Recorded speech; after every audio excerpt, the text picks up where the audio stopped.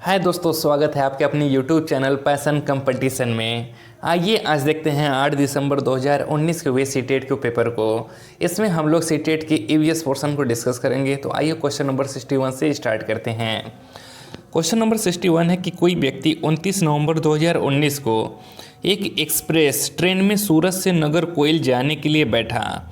यह ट्रेन सूरत से 19:45 पे चली और 1 दिसंबर 2019 को 11:45 पर नगरकोइल पहुंची। यदि सूरत से नगरकोइल के बीच ट्रेन मार्ग की दूरी 2120 किलोमीटर है तो इस यात्रा में ट्रेन की औसत चाल थी।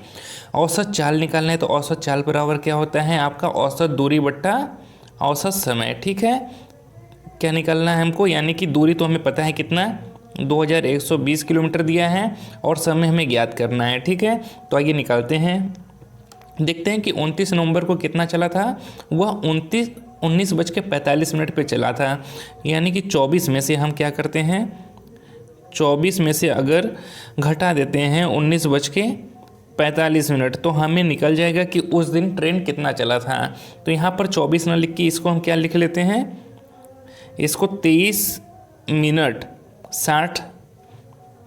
घंटा 60 मिनट लिख सकते हैं 24 घंटा को। ठीक है, अब इसमें से 19:45 घटाएंगे तो यहाँ पर कितना आ जाएगा, 10 में से 5 गया 5, 5 में से 4 गया 1, यहाँ पर 13 से 9 गया, आपका कितना आ जाएगा, ठीक है 9 4 13, ठीक है 4 आ गया आपका 4 घंटा 15 मिनट। ठीक है, यानी कि 29 नवंबर को ट्रेन कितना चला, 4 घंटा 15 मिनट। ठीक है, कितना 4 घंटा 15 मिनट निकल गया। बाकी 30 नवंबर को कितना चलेगा, 24 घंटा उस दिन चलेगा। ठीक है, और फिर 1 दिसंबर को कितना चल रहा है, तो 11 घंटा 45 मिनट चल रहा है। अब इन तीनों को जोड़ लेंगे, जब तीनों को जोड़ेंगे तो टोटल कितना आ जाएगा हमारा 40 घंटा आ जाएगा।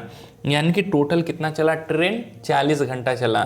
तो बस औसत चाल निकाल लेते हैं। औसत चाल बराबर क्या होगा, औसत दूरी कितना है 2120 और उसमें जो औसत समय कितना है हमारा 40, इसमें डिवाइड करवा दिए तो कितना आ जाएगा 4 25 20 4 3 12, यानी कि 53 किलोमीटर पर घंटा। आपका ऑप्शन नंबर 2 सही हो जाएगा। आइए क्वेश्चन नंबर 62 देखते हैं। निम्नलिखित में से कौन अंतर्राष्ट्रीय ख्याति प्राप्त वेट लिफ्टर है, सुनीता विलियम्स, बछेंद्री पाल, सूर्यमणि या कर्डम मल्लेश्वरी। तो अंतर्राष्ट्रीय वेटलिफ्टर कौन है, कर्डम मल्लेश्वरी। आइए कर्डम मल्लेश्वरी से हर साल ही एक आध क्वेश्चंस बनते हैं तो इनके बारे में कुछ और भी जानकारी ले लेते हैं जहाँ जहाँ से प्रश्न बनते हैं। तो पूछा जाता है कि कर्डम मल्लेश्वरी कहाँ की निवासी है, तो यह आंध्र प्रदेश की रहने वाली हैं और जब यह 12 साल की थी तभी से इन्होंने वजन उठाने का अभ्यास करना प्रारंभ कर दिया था और फिर यह एक बार में 130 किलोग्राम तक वजन उठाने लगी थी। कितना, 130 किलोग्राम तक। कर्डम मल्लेश्वरी ओलंपिक खेलों में कांस्य पदक जीतने वाली यह भारत की प्रथम महिला खिलाड़ी हैं। ठीक है, यह कहाँ की रहने वाली है, आंध्र प्रदेश की। इन्होंने 12 साल के एज से ही स्टार्ट कर दिया था वजन उठाना और यह इंटरनेशनल लेवल पे कुल 29 पदक जीत चुकी हैं। ठीक है, और भारत की प्रथम महिला खिलाड़ी हैं जिन्होंने सर्वप्रथम कांस्य पदक जीता था ओलंपिक में। आइए क्वेश्चन नंबर 63 देखते हैं कि नीचे दिया गया कौन सा एक समूह जड़ों का है, कौन सा है, तो वह है आपका गाजर, चुकंदर और मूली। कौन कौन सा, गाजर, चुकंदर और मूली, ये सब क्या है, जड़ों का समूह है। जबकि आलू, अदरक और हल्दी यह तनों का रूपांतरण रूप होता है। ठीक है, आलू, अदरक, हल्दी क्या होता है, तनों का रूपांतरण रूप होता है। जड़ों का समूह में क्या हो जाएगा आपका गाजर, चुकंदर और मूली। क्वेश्चन नंबर 64 है कि रेगिस्तानी ओक नाम का एक पेड़ है जो पाया जाता है, कहाँ पाया जाता है, अबू धाबी में, ऑस्ट्रेलिया में या फिर राजस्थान के रेगिस्तान में या संयुक्त अरब अमीरात के रेगिस्तानों में। तो कहाँ पाया जाता है, यह पाया जाता है आपका ऑस्ट्रेलिया में। ठीक है, रेगिस्तानी ओक कहाँ पाया जाता है आपका ऑस्ट्रेलिया में। आइए क्वेश्चन नंबर 65 देखते हैं कि नेफेंथिज वह पौधा जो शिकार करता है के विषय में नीचे दिए गए कथनों पर विचार कीजिए। पहला है कि यह पौधा ऑस्ट्रेलिया, इंडोनेशिया और भारत में मेघालय में पाया जाता है। दूसरा है इसका आकार घड़ी जैसा होता है और इसका मुंह एक पत्ती से ढका होता है। तीसरा, यह केवल छोटे कीड़े मकोड़ों को फंसाकर उनका शिकार कर सकता है। या चौथा है, यह छोटे कीड़े मकोड़ों को खींचने के लिए मोहक आवाज़ निकालता है जो इसमें फंस जाते हैं और बाहर नहीं निकल पाते हैं। तो चौथा ऑप्शन गलत है, क्योंकि यह जो पौधा होता है वह मोहक सुगंध निकालता है, न कि आवाज़ निकालता है। ठीक है। और तीसरा भी गलत है, क्योंकि यह कीड़े मकोड़ों को फंसाता नहीं, बल्कि जब कीड़े मकोड़े आकर इस पर बैठते हैं तो वह खुद ही फंस जाते हैं, जो जिनका यह भक्षण कर जाता है। बाकी पहला ऑप्शन सही है कि यह पौधा ऑस्ट्रेलिया, इंडोनेशिया और भारत में मेघालय में पाया जाता है। दूसरा भी सही है कि इसका आकार घड़े जैसा होता है और इसका मुंह एक पत्ती से ढका होता है। तो हमारा ए और बी क्या हो जाएगा, सही हो जाएगा। कौन सा, केवल ए और बी। क्वेश्चन नंबर 66 है कि भारत की आज़ादी से पहले महात्मा गांधी ने जिस दांडी के समुद्र तट तक अपनी प्रसिद्ध यात्रा की थी वह भारत के नीचे दिए गए किस राज्य में स्थित है। तो सीटेट में हर साल ही 1 से 2 प्रश्न आपके यहाँ मैप से ज़रूर बनते हैं। तो पहले हमें जानकारी होना चाहिए कि महात्मा गांधी ने दांडी यात्रा कहाँ की थी। तो वह उन्होंने गुजरात में किया था, साबरमती आश्रम से दांडी नामक स्थान तक। और उनके साथ उनके 78 अनुयायी भी थे इस यात्रा में शामिल, जहाँ पर इन्होंने नमक कानून को तोड़ा था। तो कहाँ पर किया था, गुजरात में किया था। ठीक है। कब किया था, 12 मार्च 1930 को किया था। आइए क्वेश्चन नंबर 67 देखते हैं। उच्च ज्वर, तेज बुखार के साथ कपकपी जिसका उपचार सिनकोना पेड़ की छाल से किया जा सकता है वह है। तो वह कौन सा बीमारी होता है, मियादी बुखार, मलेरिया या फिर चिकनगुनिया या फिर डेंगू। तो वह होता है आपका मलेरिया। ठीक है। मलेरिया एक प्रोटोजोआ जनित संक्रामक बीमारी है जिसमें तेज बुखार के साथ कपकपी आती है। मलेरिया के उपचार के लिए सिनकोना की छाल का प्रयोग किया जाता है।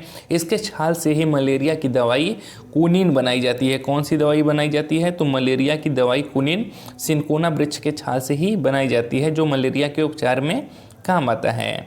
आइए क्वेश्चन नंबर 68 देखते हैं। क्वेश्चन नंबर 68 है कि किसी डॉक्टर का घर यक्स पर स्थित है। ठीक है। तथा उसका अस्पताल वाई पर स्थित है।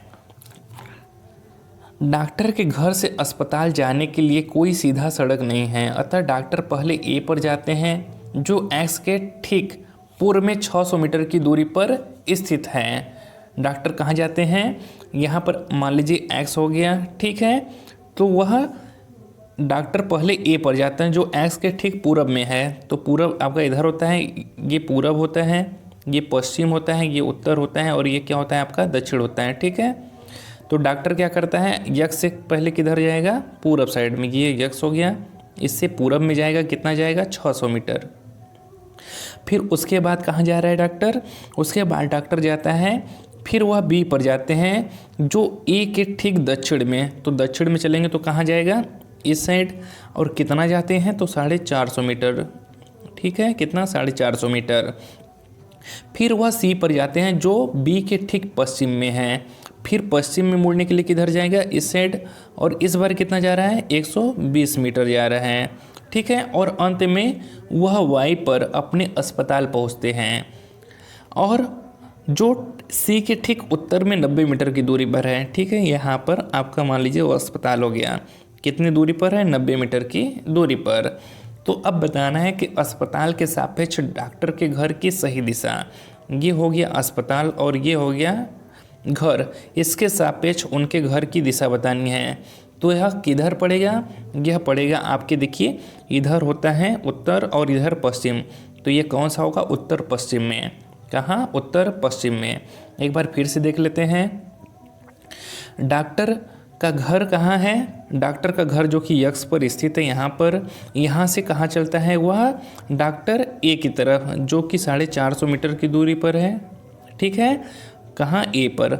उसके बाद डॉक्टर कहाँ जाते हैं, डॉक्टर जाते हैं बी पर जो कि क्या है, ए से दक्षिण में है। और कितना चलते हैं, 450 मीटर। उसके बाद डॉक्टर जाते हैं पश्चिम में, सी पर।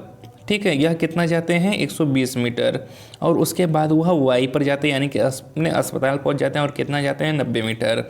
ठीक है। तो यहाँ पर बताना है कि जो डॉक्टर का ये अस्पताल है, ठीक है, इसके सापेक्ष उनके घर की दिशा ये बताना है। तो इधर आपका उत्तर होता है, इधर पश्चिम, तो यह क्या होगा बीच में, उत्तर पश्चिम। तो उत्तर पश्चिम में ही डॉक्टर का घर है। आइए क्वेश्चन नंबर 69 देखते हैं। कहाँ के लोग करते हैं, झारखंड, मिजोरम, मणिपुर या मेघालय। तो यह मिजोरम के लोग करते हैं, ठीक है, ऑप्शन नंबर 2 सही होगा। मिजोरम के लोग चिराओ नाच करते हैं।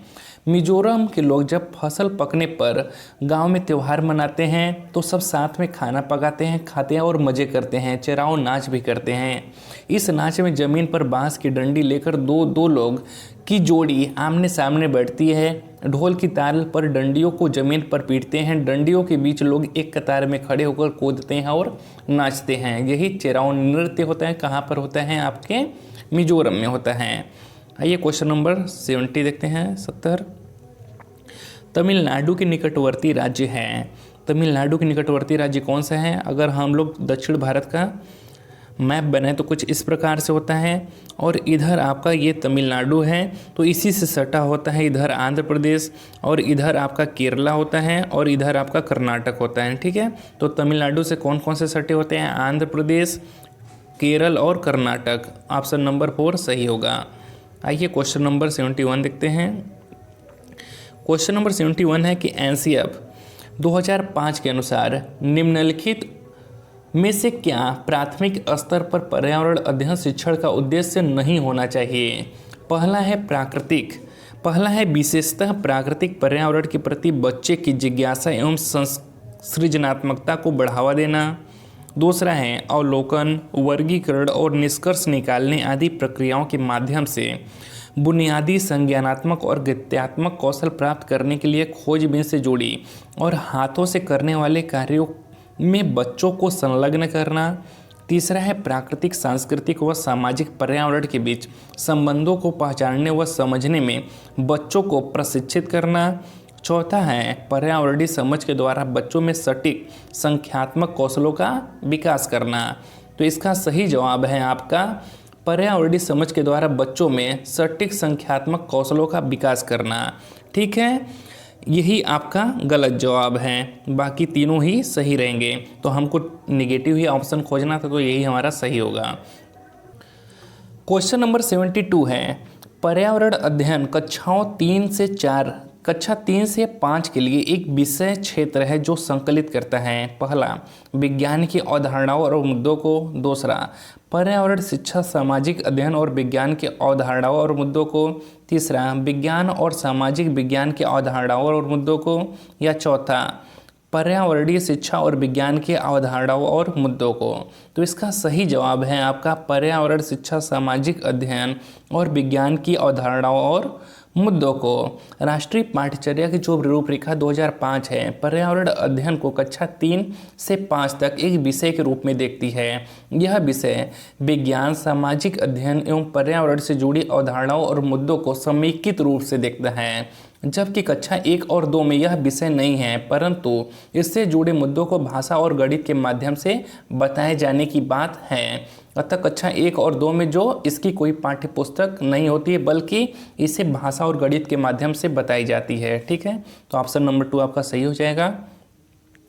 क्वेश्चन नंबर 73 है कि निम्नलिखित में से क्या पर्यावरण अध्ययन के संदर्भ में सही है।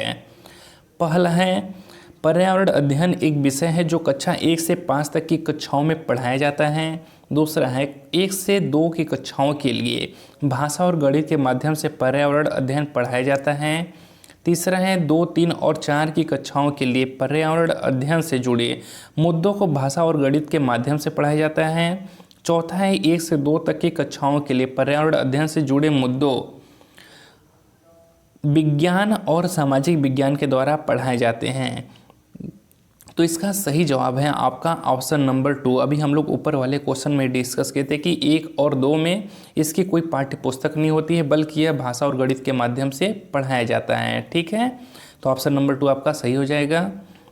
आइए क्वेश्चन नंबर 74 देखते हैं।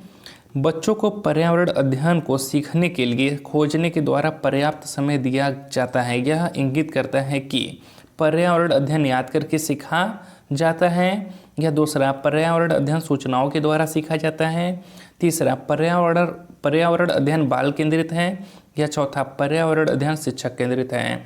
तो यह इंगित करता है कि जो पर्यावरण अध्ययन है वह बाल केंद्रित है, चाइल्ड सेंटर्ड है। ठीक है, आइए क्वेश्चन नंबर 75 देखते हैं।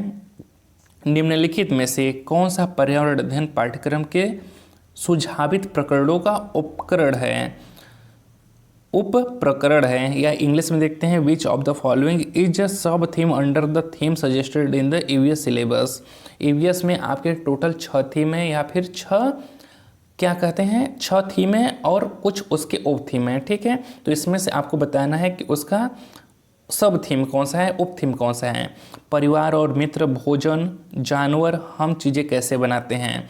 तो परिवार और मित्र यह आपका थीम होता है, भोजन भी आपका थीम होता है, और हम चीज़ें कैसे बनाते हैं यह भी आपका थीम होता है। जबकि जानवर क्या होता है, यह सब थीम होता है। तो यही हमारा सही जवाब होगा। बचे हुए 15 क्वेश्चंस को हम लोग नेक्स्ट वीडियो में डिस्कस करेंगे। ठीक है दोस्तों, मिलते हैं नेक्स्ट वीडियो में।